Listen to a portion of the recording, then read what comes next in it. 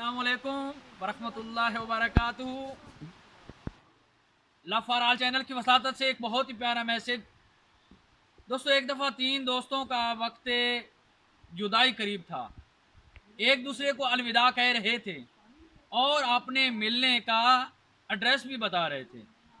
दौलत बोली कि अगर मुझे कोई तलाश करना चाहता है तो मैं उमरा के मोहल्लात में मिलूंगी, मुझे वहां तलाश किया जा सकता है। इल्म बोला अगर मुझे कोई तलाश करना चाहता है तो दर्सगाहों में तलाश करें।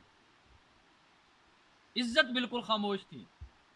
इल्म और दौलत ने कहा, दोस्त तुम कुछ नहीं बोल रहे, क्या वजह है, तुम खामोश हो।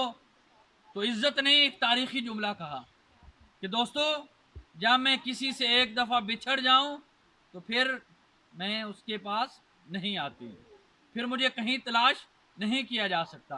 तो दोस्तों, आइए इस प्यारे मैसेज से हमें ये पता चलता है कि सब सब चीज़ों पे कंप्रोमाइज़ हो सकता है अलावा इज़्ज़त के।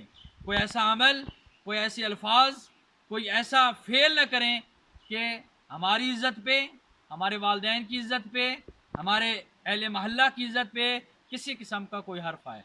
दुआ गो हूँ अल्लाह रब्बुल इज़्ज़त हम सब को दीन और दुनिया की आसानियाँ अता फरमाए और आसानियाँ तकसीम करने का शर्फ अता फरमाए। जज़ाकल्लाहु खैर।